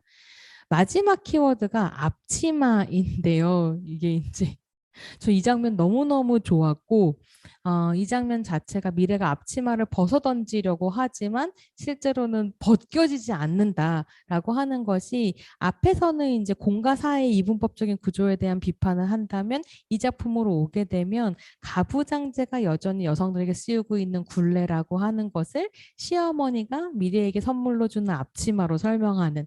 근데 저는 이게 굉장히 흥미롭다고 생각한 게 지금 청년 여성들을 비롯해서 막 갓 결혼하는 여성들이나 이런 여성들 올감에는 굉장히 상징적인 것이 시어머니가 선물로 주는 앞치마인 것 같더라고요. 그래서 82년생 김지영에서도 왜 그런 장면 나오잖아요. 그 앞치마를 선물로 줬었나요? 82년생 김지영이? 근데 저는 저 영화 속에서 정확하게 뭘 선물로 줬는지 지금 생각이 안 나는데 제가 극장에 영화를 보러 갔을 때 그 시어머니가 김지영한테 뭔가 선물을 주는 장면에서 옆에 계신 분이 저거 앞치마다 앞치마다 이러는 얘기를 들었거든요. 그러니까 그 앞치마라는 게 굉장히 상징적이다 이런 생각이 좀 들더라고요. 그래서 이런 상황 안으로 내가 아이를 가졌다는 것만으로 이런 이제 말하자면 가부장제의 굴레 안으로 걸어 들어가는 선택을 했다. 사은품 같은 앞치마였군요. 맞아, 며느라기에서도 앞치마 에피소드였었죠. 그러니까. 그래서 이게 말하자면 어떻게 보면 굉장히 한 큐에 보여줄 수 있는 어떤 상징인 것 같아요. 특히나 앞치마가 약간 칼처럼 보이잖아요. 목에 씌워놓은 그런 이미지적 도상도 이제 맞는 것 같은데 그래서 거기에서 벗어나겠다라고 이야기하고 그랬을 때 이제 남자친구가 아까 채식주의자에 대한 언급도 잠깐 했지만 채식주의자인 남자친구의 어떤 폭력성 그러니까 자기가 아버지로 대변되는 가부장제를 뛰어넘을 수 없다라고 하는 그 좌절 안에서 그러니까 이게 좀 재밌는데 이 남자친구는 남성성이 훼손된 것으로 분노를 터뜨리는 종류의 사람은 아니었던 것 같거든요. 근데 그럼에도 불구하고 여전히 아버지로 대변되는 그 가부장제를 넘어설 수 없다고 했을 때 폭력성이 드러나게 되는 것. 폭력으로 이 문제를 해결하게 되는 그 폭주하게 된다는 점이 어떻게 보면 저 앞치마가 여성에게는 코르셋, 남성에게는 맨박스의 이미지를 가지게 되는 그런 부분이 있었던 것 같기도 하고요. 그래서 남자친구가 폭주를 하고 이제 미래는 도망쳐 나오게 되죠. 그래서 뱃속의 아이의 이름이 카오스였었던 것처럼 그 카오스가 결과적으로는 파국을 초래하는 이런 이제 상황으로 연결이 됩니다. 근데 그랬을 때에 이 10개월의 미래에 대한 이야기를 마무리하기 전에 잠깐 요 비슷한 시기에 한국에 나왔었던 임신 혹은 임신한 몸에 대한 재현에 대한 비교를 잠깐 해보고 넘어갈 텐데요. 애비 교환과 굿바이 싱글은 저는 두 작품 다 재미있게 봤고 흥미로운 지점들이 있는 작품들이었어요. 애비 교환 같은 경우에는 자기가 가르치는 과외를 해주던 고등학생과 연애를 해서 임신을 한 20대 초반의 토일이라는 캐릭터 크리스탈이 연기를 했죠. 토이라는 캐릭터가 임신을 하면서 자기 친아버지를 찾아 나서는 얘기거든요. 근데 지금 이제 엄마랑 되게 잘 살고 있는 아버지, 지금 아빠라고 부르는 아버지는 새아버지고, 새아버지가 아닌 친아버지를 찾아 나서는 면서 벌어지는, 그래서 애비 규환인 거예요. 애비를 찾아 나서는. 근데 당연히 애비 규환이라고 하면 굉장히 많은 사람들이 이 뭐라 그럴까요? 이미지나 포스터만 봤을 때는 크리스탈이 임신한 아이의 아버지를 찾아 나서는 얘기일 것만 같은데 실제로 그런 이야기를 하고 있지는 않고 크리스탈의 아버지를 친부를 찾아 나서는 그런 이야기가 펼쳐지고요. 굿바이 싱글 같은 경우는 아무도 내 편이 없다라고 생각한 왕경을 한 연예인, 김혜수가 연기한 연예인이 너무 쓸쓸하고 외로워서 임신하고 싶었지만 이제 임신할 수 없는 몸이 된 거죠. 그래서 안타까워하고 있던 찰나 그 임신할 수 있는지를 체크하러 간 병원에서 임신한 중학생 10대 여성과 마주치게 됩니다. 그리고 굉장히 즉흥적으로 결정을 내리는 연예인이기 때문에 그 10대 여성에게 내가 네 아이를 키워줄 테니까 낳아달라. 그래서 이제 20대 여성이 1억을 주면 아이를 낳아주겠다. 이러면서 이제 이야기가 펼쳐지거든요. 그래서 두 작품 다 임신한 몸을 계속 보여주고 임신에 대한 이야기를 하고 있는 것처럼 보이지만 저에게 그러면서 좀 재미있는 부분들이 있는 작품이지만 실제로 10개월의 미래라는 작품이 보여주는 것처럼 여성이 임신을 해서 그렇게 엄마가 되어가는 과정이라고 하는 것이 실체가 있는 시간이라는 것을 감각하지 않는 영화라는 생각이 들었어요. 그러니까 임신이라고 하는 사건을 경유해서 사실은 정상가족이란 무엇인가 그리고 이 사회가 이야기하는 가족의 정상성은 사실 굉장히 배제적이고 폭력적인 부분이 있다라고 하는 그래서 정상가족 이 사회가 생각하는 그 정상가족의 틀을 넘어서 대안적인 가족의 구성을 고민하는 이런 작품들인 거죠.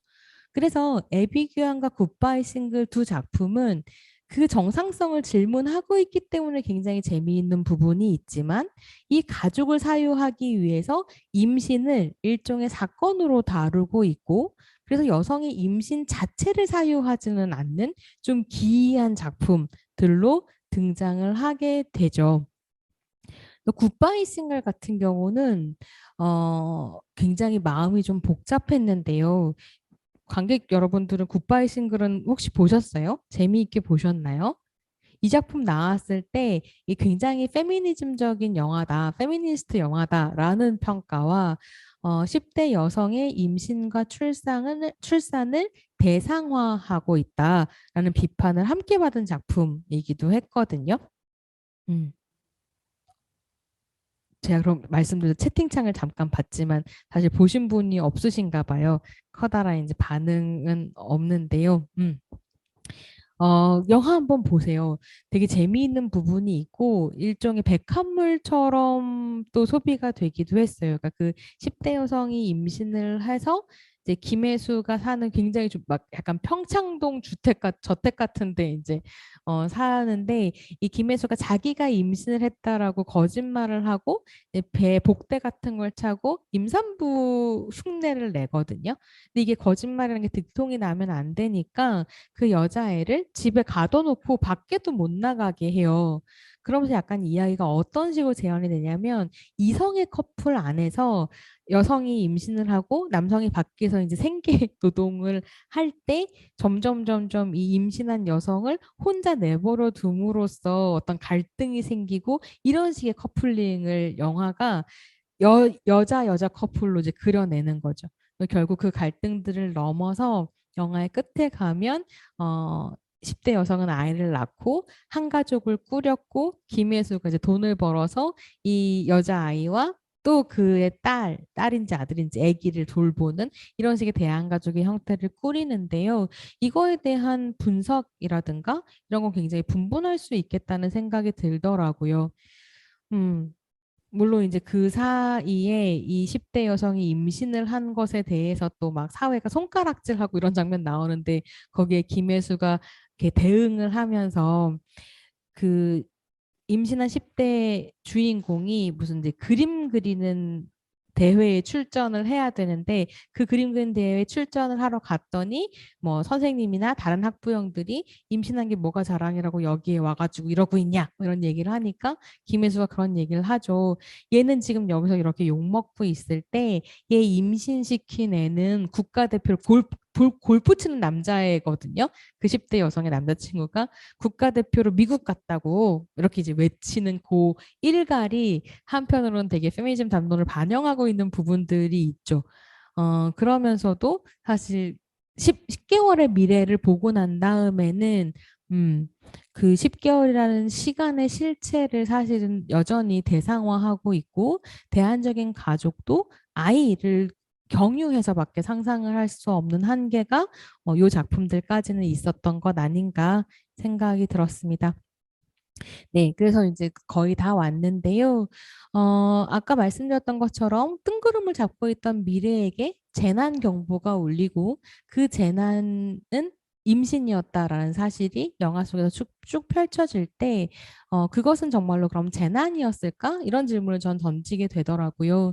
그런 질문을 던지게 됐었던 되게 중요한 이유 중에 하나는 남궁성 감독이 2007년에 만들었었던 단편 영화 세상의 끝이라는 단편 영화가 저한테 엄청나게 큰 인상을 남겼기 때문이었습니다. 내일이 지구 종말의 날이고 저기 이제 앉아 있는 체크무늬 남방 입은 분이 박정민 배우인데요. 박정민 배우라는 거 모르고 있었어요. 당시 볼 때는 박정민이 누군지 몰랐으니까. 이제 남매가 내일 세상이 망한다라는 얘기를 듣고 그 마지막 날을 살아가는 얘기였던 걸로 기억해요. 제가 이 작품을 본 지 되게 오래됐기 때문에 구체적인 내용은 생각이 안 나는데, 근데 이 시점에 2004년에 이제 지구를 지켜라라는 영화가 나왔었고, 2007년에 세상의 끝 이런 작품들을 보면서 대중 서사들이 타국과 종말이라고 하는 걸 탐색하기 시작했구나라고 하는 감각을 가지게 해준 작품이었어요.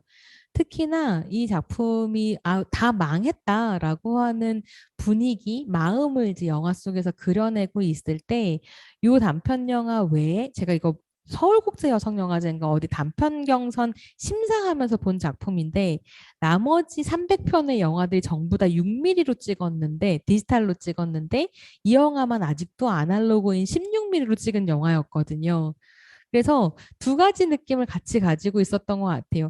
이 세계가 망했다라고 느끼는 새로운 아티스트들이 등장하고 있구나라고 하는 느낌과, 그랬을 때 이 아티스트들이 감각하는 망한 세계 안에는 영화도 들어있고 영화의 끝이라고 하는 것이 탐색되고 있구나, 이런 생각들을 좀 했었거든요.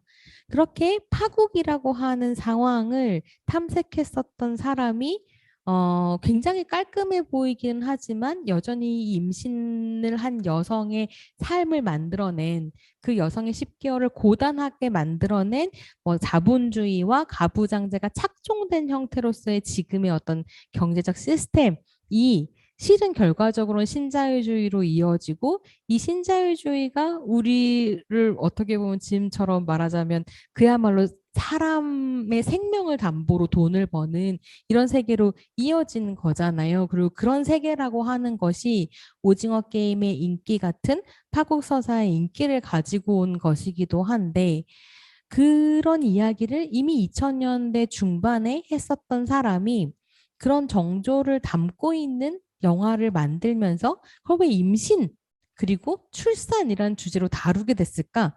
이런 생각을 했었거든요.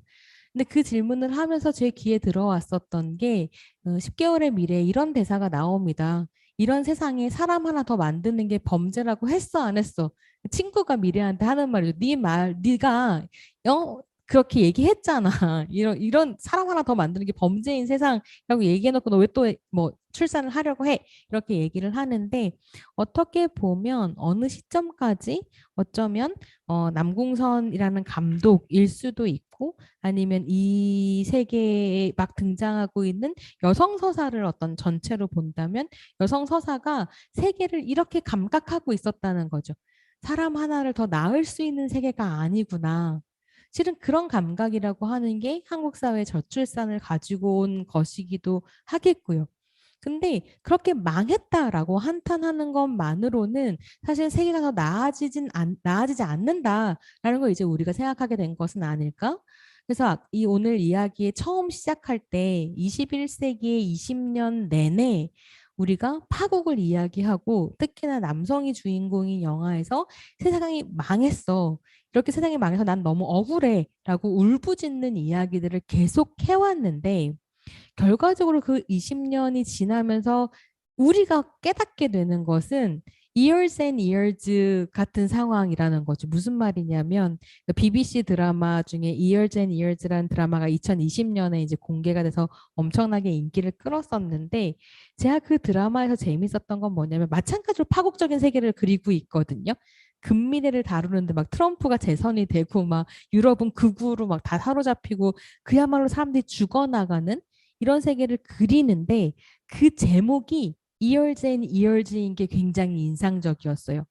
그 드라마 자체는 그냥 세계가 말하자면 지구를 지켜라처럼 터져버리거나 워킹데드처럼 어느 날 갑자기 좀비 아포칼리스가 닥쳐오거나 이런 식으로 전부 다 망해버리는 게 아니라 매해 조금씩 조금씩 악화되는 세계를 보여주거든요. 그러니까 파국 다 망해버렸으면 좋겠어. 리셋을 이야기하자. 이런 세계 안에서 그러나 우리가 결국 코로나 팬데믹까지 거치면서 깨닫게 된 건 순식간의 절멸이라는 것은 없고 시간이 점차적으로 흐르면서 조금씩 나빠지는데 그 말은 무슨 말이냐면 한편으로는 이 조금씩 나빠지는 시간들 안에서 우리가 무엇인가를 할 수 있는 가능성과 여지들은 여전히 있다는 거죠.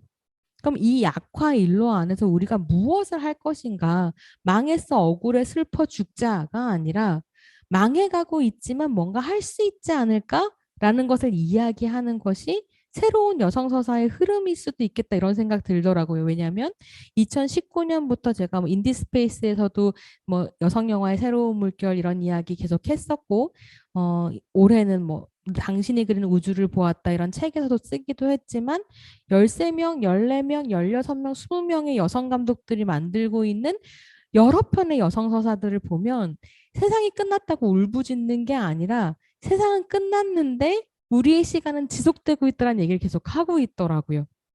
그리고 10개월의 미래도 재난 문자 이후에 재난 같은 상황이 펼쳐지고 교통사고랑 파고까지 이어지지만 결국 미래는 카오스에게 이렇게 얘기한다는 거예요. 출산을 준비하면서 하지만 이거 너무너무 힘든 시간이지만 카오스 널 기다리고 있어. 곧 만나자라고 이야기하는.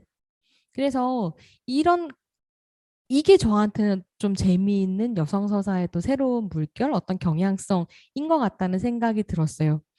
그래서 파국 이후에 이제 시작을 말하는 여성 서사라고 하는 것이 등장한 것. 근데 이 여성 서사는 임신과 출산이라고 하는 어떤 특별한 경험, 그리고 출산 이후에 이제 카오스는 엄청나게 미래에게 의존하겠죠. 미래를 쪽쪽쪽쪽 빨아먹으면서 클 거예요.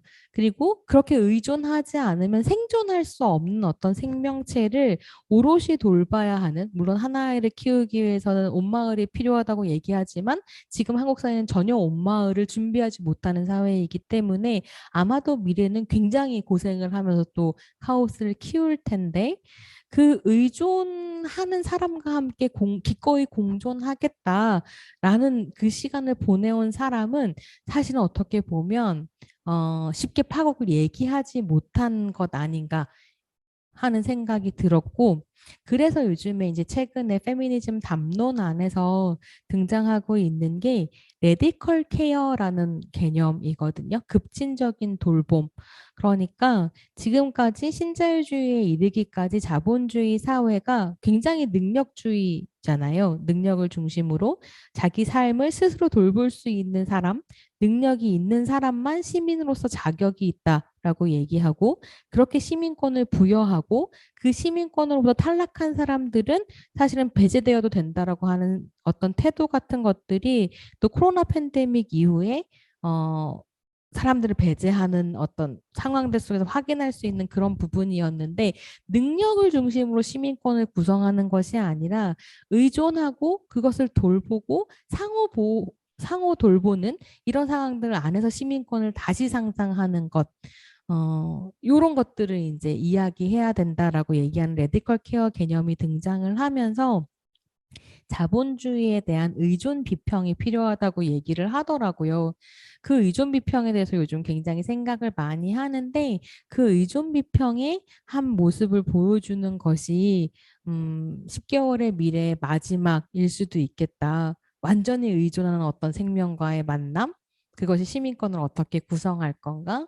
그러니까 저는 약간 오징어 게임하고 10개월의 미래를 비교하게 되는 게 있더라고요.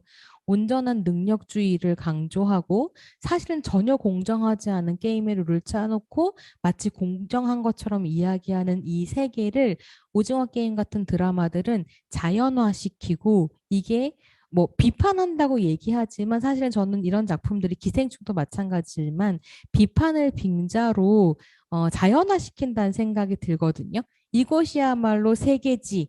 그러니까 이 세계를 어떻게 뒤집을 것인가를 얘기하지 않고 이것이야말로 세계지에서 끝나는 것 아닌가? 이런 고민들을 좀 했는데 그러면서 한동안 좀 우울하기도 했거든요. 비평을 계속 이야기를 해봐야 이런 식의 모멸과 포기와 순응이라고 하는 걸 자연화시키는 작품들만 인기를 끌고 이 작품이 가치가 평가되는 방식은 저 추리닝이 얼마가 팔렸다더라? 똥과자가 아니라 뽑기 과자가 얼마나 지금 뭐 힙하다더라?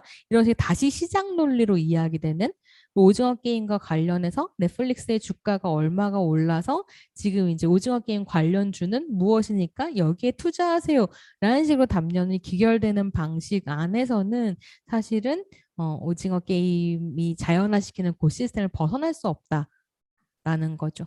그랬을 때에 10개월의 미래는 지금까지 이 자본주의 사회, 오징어 게임이 현실이라고 말하는 사회가 이름을 부여하지 않았던 여성의 어떤 돌봄의 경험이라고 하는 것에 어떤 이름을 붙여줄 것인가를 생각하는 영화, 그 경험을 구체적으로 시간 안에서 펼쳐놓음으로써 그 이름을 생각하는 영화였다고 생각합니다.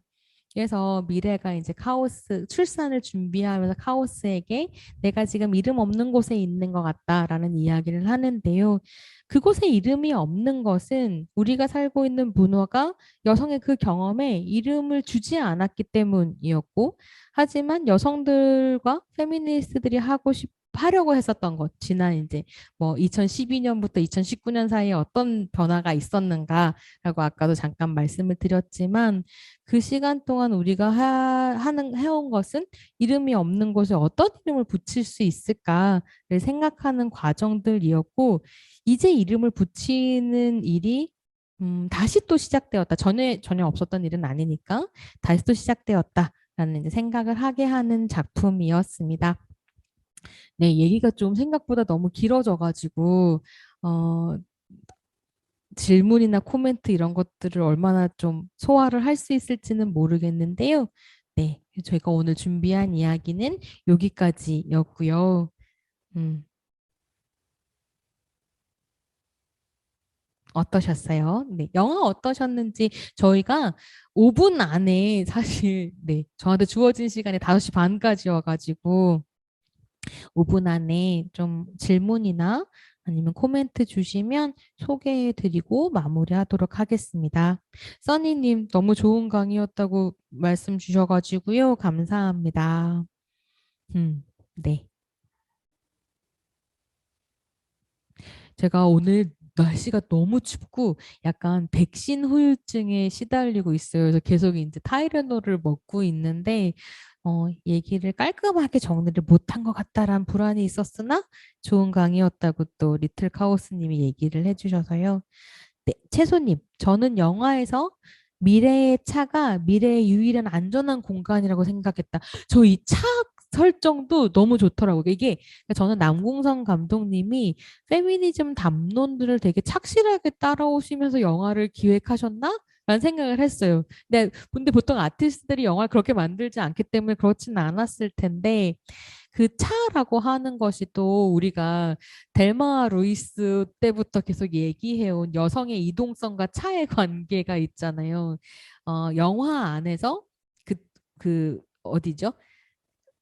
어디 대학에서 AI로 지난 뭐 5년간 한국 영화 안에서 남성 캐릭터와 여성 캐릭터가 재현되는 방식을 뭔가 굴렸는데 여자가 제일 많이 있는 공간은 거실과 침실 뭐 이런 곳이었다면 남자가 제일 많이 있는 공간은 차였다면서요. 그러니까 정말로 그 이동성의 문제 때문에 차로부터 여성 캐릭터들이 많이 배제되어 있거든요. 그래서 이걸 뒤엎으려고 헐리우드도 그렇고 한국도 그렇고 계속 요즘에 여성들한테 운전대를 줘요. 그래서 반도에서 이정현 씨가 운전하는 사람이고 샹치에서 아카피나 운전하는 사람이죠. 아카피나 같은 경우에는 아시아는 운전을 못한다, 여자는 운전을 못한다. 이 두 개의 스테레오타입을 다 뒤집는 캐릭터이기도 했었고요. 그런 것들을 생각했을 때 미래가 계속 차를 움직이는 자기 차가 있고 근데 그 차가 굉장히 낡았잖아요. 그런 설정 같은 것도 재밌더라고요. 그러게요. 그 이동성의 공간이 미래에게 유일하게 안전한 공간이라고 하는 점도 재밌네요. 두식이님께서는 임신한 여성에게 돼지라고 말하는 남자의 나이는 현재 한국의 어린 소년들이 안티페미니스트로 반성 없이 커가는 징후로 보이지 않나요? 어떻게 생각하시나요? 아, 그쵸. 아니, 근데 사실 그 장면이 저는 굉장히 현실적이라는 생각이 들고, 안티페미니스트와 연결되어 있을 텐데, 기본적으로 한국 사회가 임신한 여성들을 굉장히 막, 뭐 훌륭한 일 했어, 뭐 애국하네, 이러면서 막 우쭈쭈 하면서 숭배하는 것처럼 보일 때에도 경멸하는 문화가 있다고 생각하거든요. 그 경멸하는 문화가 어떻게 보면 신체를 입은 형상이라고 생각을 했어요. 그래서 그런 부분에서 현실적이다라고 생각을 했는데 한편으로는 저는 그 대사가 너무 무섭더라고요. 아줌마 아이는 나처럼 안 될 것 같냐? 라는 그 질문? 그게 미래에게 대단한 공포였을 수 있겠다라는 생각이 좀 들었어요. 그래서 우리가 이름 없는 곳에 계속 이름을 붙이려고 하는 이 담론 투쟁을 계속하지 않는다면 사실 미래의 아이가 달라질 거라고 보장할 수 없는 상황이기도 한 거죠. 음, 네. JS님 강의 잘 들었다고 감사합니다. 영화 보고 이렇게 물음표 해주신 분이요. 영화 보고 해당 영화에 대한 강연을 들어본 적이 처음인데 재밌으셨어요. 다행입니다. 저희 다음번에 프로젝트 38 바이 인디스페이스 그다음 프로그램이 조혜영 평론가가 임신한 나무와 도깨비들이라는 다큐멘터리를 상영을 하고 얘기를 할 텐데요. 조혜영 평론가 얘기도 되게 재미있으실 거예요. 그래서 한번 보러 와주시면 좋을 것 같습니다. 계속 프로그램 체크해 주시고요. 리틀카오스님께서 여자의 베이비, 남자의 메이비라는 말씀을 하셔서 생각이 났는데 미래가 가진 아이의 원인, 아빠에 대해서 결국 확실하게 알려준 건 없는데 이것도 어떤 의미가 내포되어 있을까요? 모르겠어요. 그 실제로 사실은 모르는 거잖아요. 둘 다 잘 모르겠다 이런 상황이고 미래의 로직처럼 외계에서 온 악마의 씨인지는 알 수 없죠. 음. 근데 이제 영화가 흘러가는 분위기로 봤을 때는 미래 남자친구 아이인 게 맞는 것 같기는 해요. 그죠? 음. 그러게요. 어떤 내포가 있을지 감독님이랑 얘기를 좀 해보면 좋겠네요. 음. 코뿔소님, 출산을 결심한 여성들의 공포. 그 소년이요? 미래가 만났었던 소년? 네, 그렇습니다. 그래서 시간이 다 되어서 마무리를 해야 될 것 같은데요. 관객 여러분들 이렇게 오늘 날씨도 추운데 극장 오셔서 영화 봐주셔서 너무 감사드리고요.